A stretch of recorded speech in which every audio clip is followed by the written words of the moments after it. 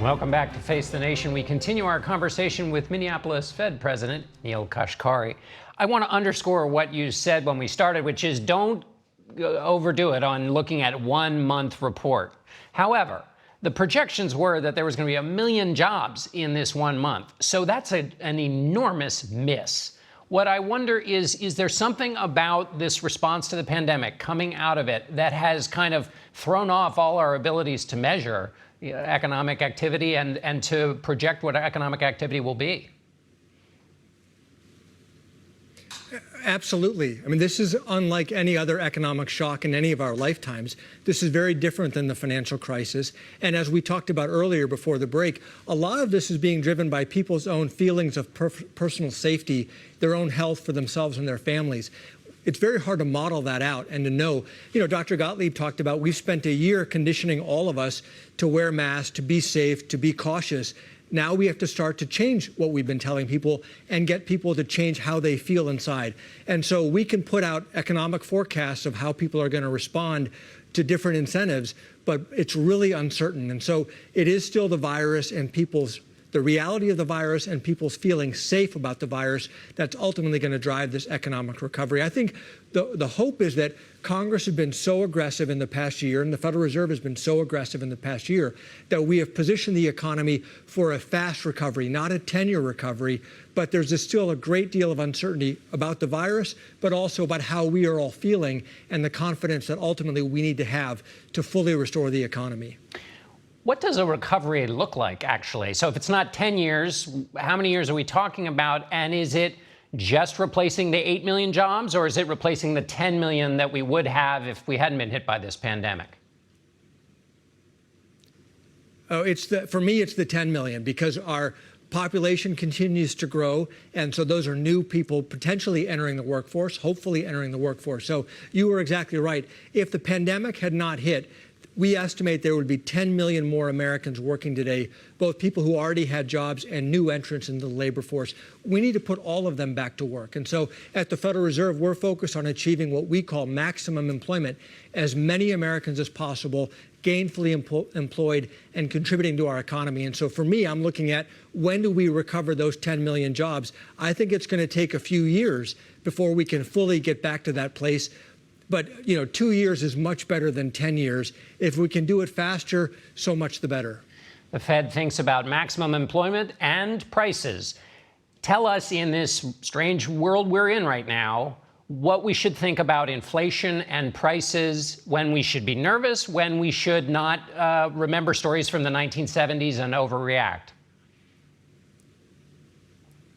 Yeah, well, we aim for an average of 2% inflation over time. For 10 years, we've been undershooting that 2% inflation target. Now, we know just based on math that in the next few months, the inflation numbers are going to look high, because the way inflation is calculated, it's a rolling 12 months. And so last March, the inflation numbers plummeted, oil prices plummeted. Those data are going to now fall out of the calculation. So just based on math, we know the inflation numbers are going to look high in the next few months. We also know there are short-term supply chain issues that you talked about earlier with semiconductors.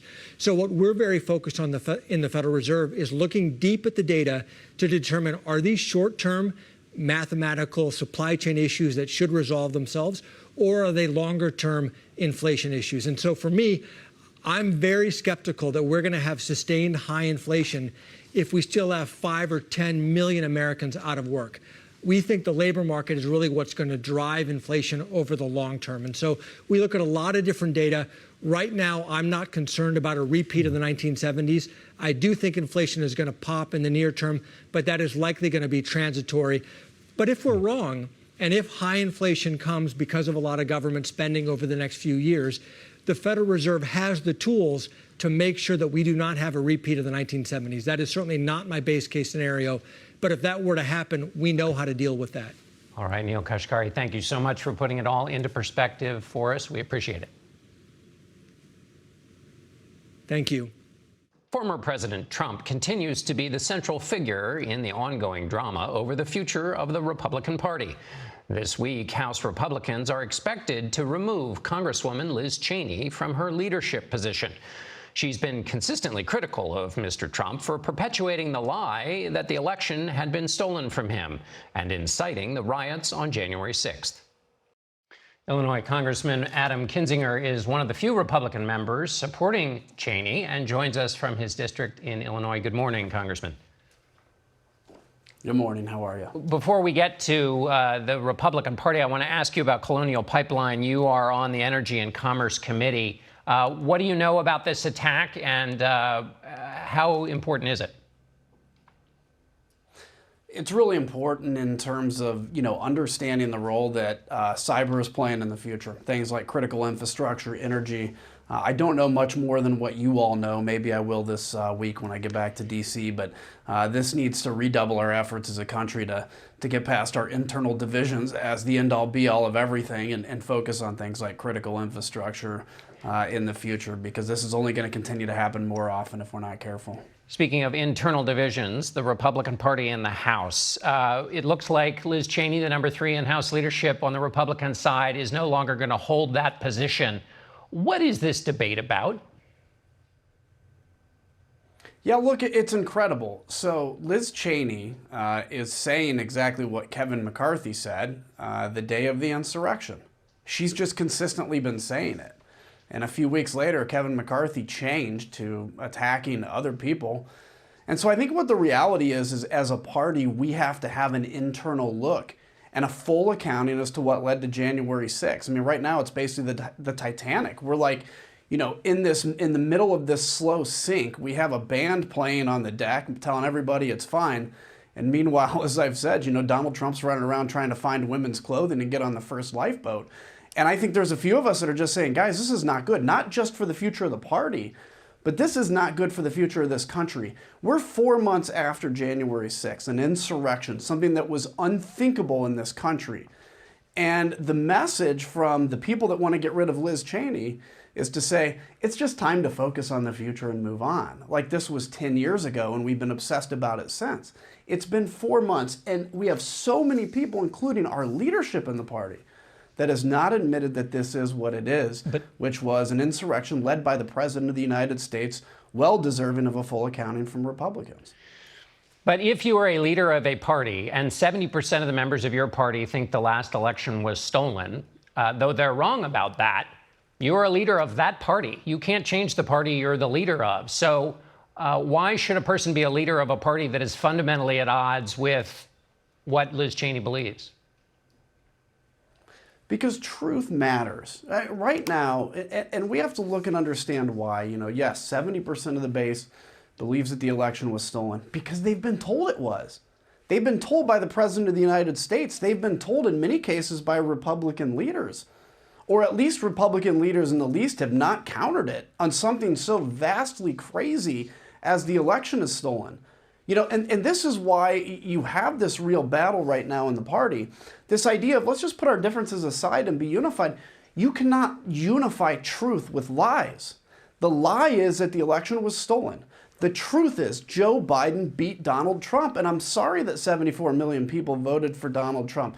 They weren't disenfranchised, they were simply outnumbered. And as a party, let's focus on now, how do we go out and win more people? And that's why actually I started the Country First movement at country1st.com, is just to say, tell people the truth and quit peddling in conspiracies, because that's what we've seen in this party. And they're going to get rid of Liz Cheney because they'd much rather pretend that the conspiracy is either real or not confront it than to actually confront it and maybe have to take the temporary licks to save this party in the long term, this country. Speaking of outnumbered, though, you and Liz Cheney and maybe Mitt Romney in the Senate are outnumbered by the current Republican Party.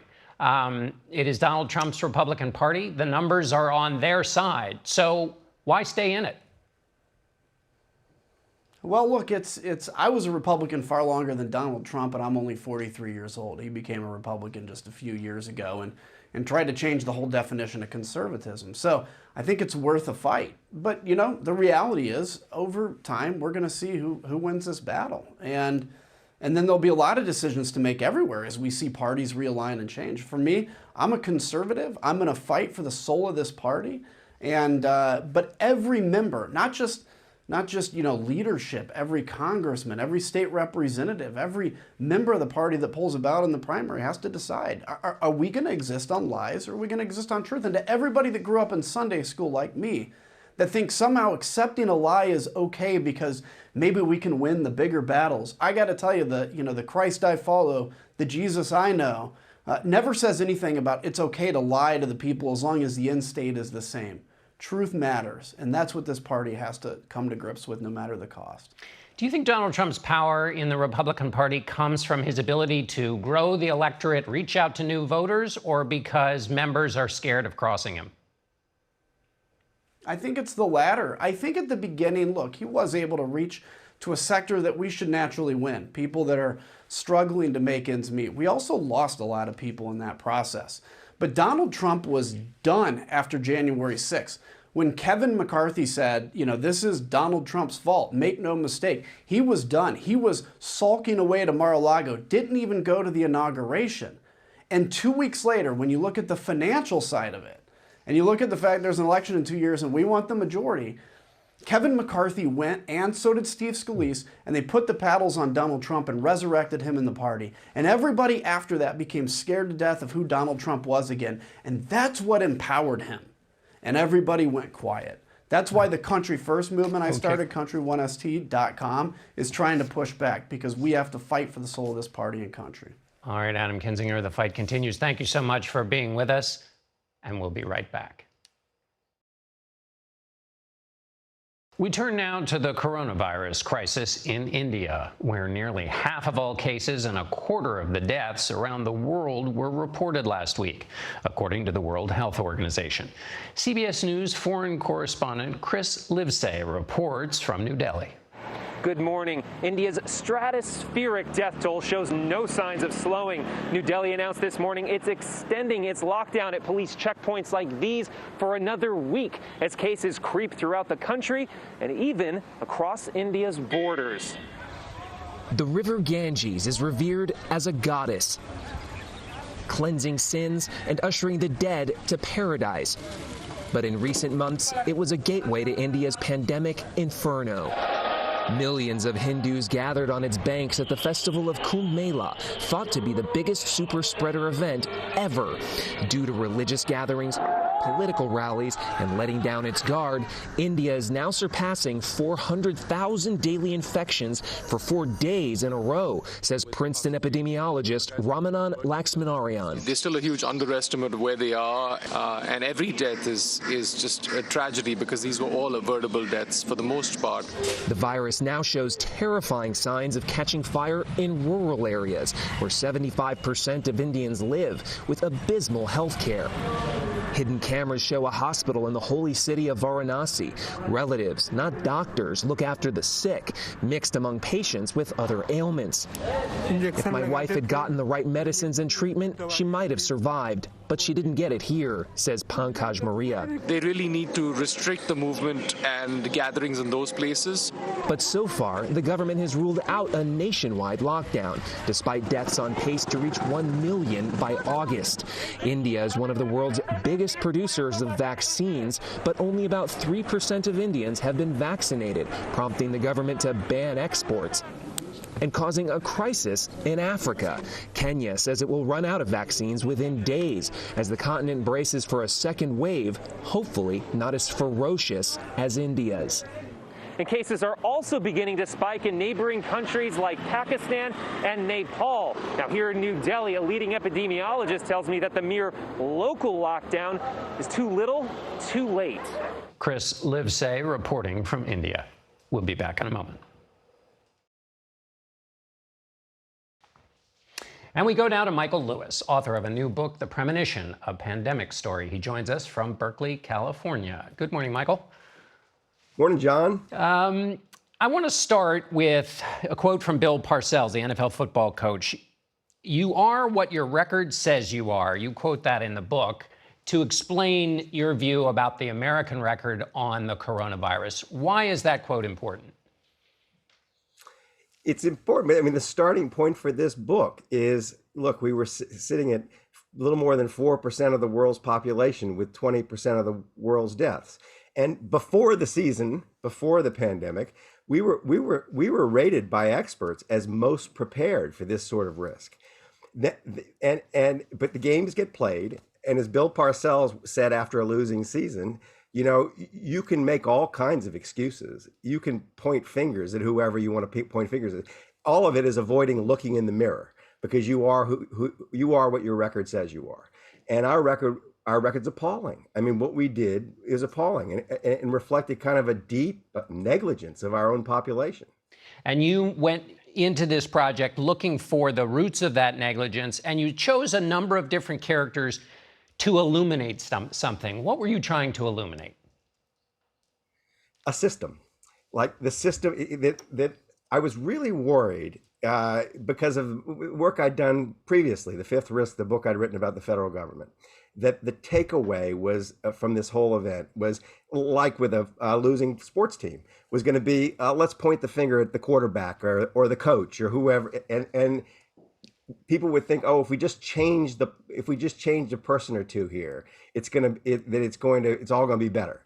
When in fact, the characters in the story that I tell, you can tell by the shape of their frustration. I mean, they're these extraordinary people who've gone to unbelievable lengths with a kind of obsession to prevent just this thing from happening, that you can tell by how they fail that this is a bigger problem, that we've got these systematic things that we need to address. And one of the big things you identify as a systematic problem is that the people who know aren't able to get their information into the heads of the people who can act, either because they're not heard or because they're not listened to. That's part of it. That's part of it. I mean, we had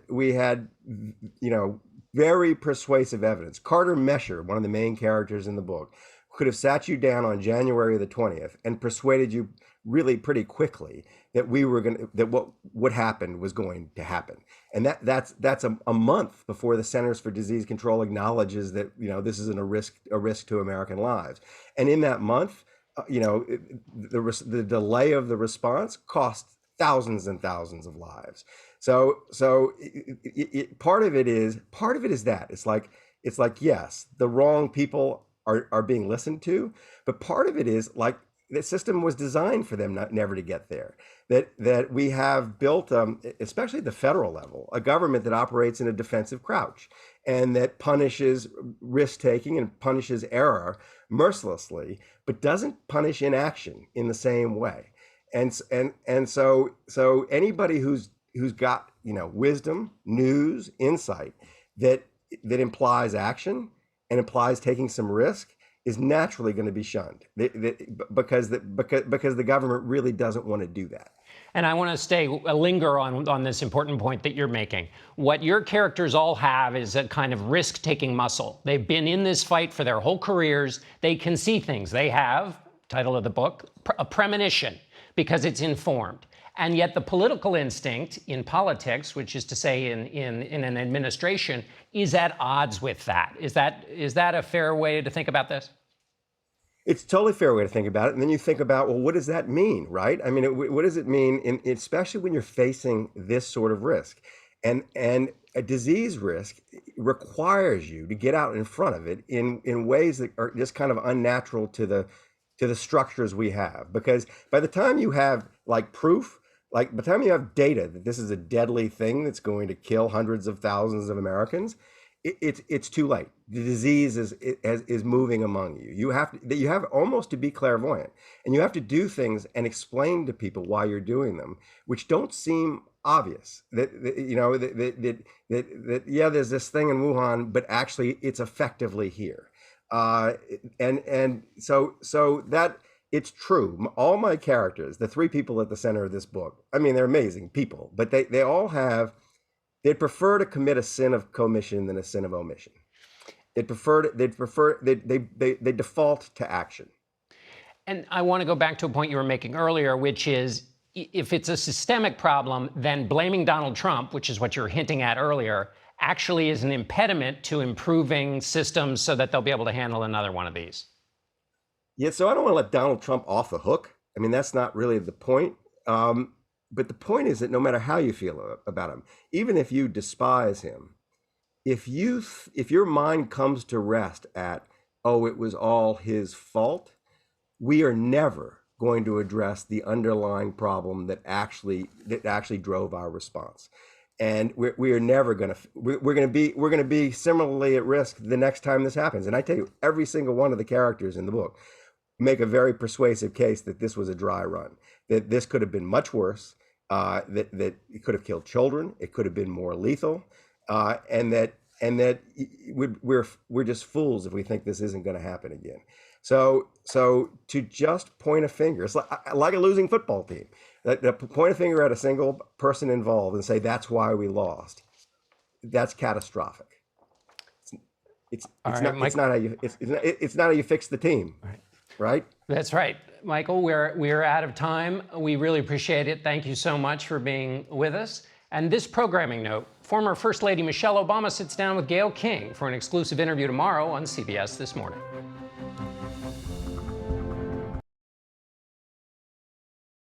For some number of eons, on a show like this, Happy Mother's Day was something the moderator might wish others to have.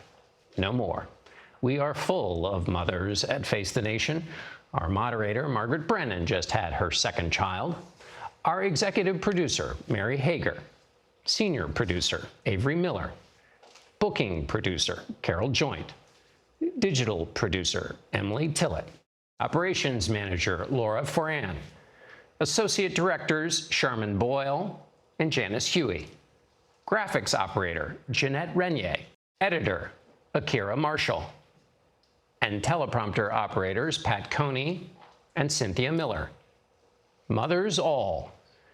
And my mother, Nancy Dickerson, worked on the first broadcast of Face the Nation, and today I'll see my mother-in-law, Betty McKeon, for the first time in more than 18 months. 50 years ago, she adopted my favorite mother of all, Ann Dickerson, her daughter.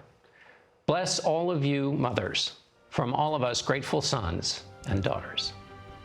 That's it for us today. Thanks for watching. Until next week, for Face the Nation, I'm John Dickerson.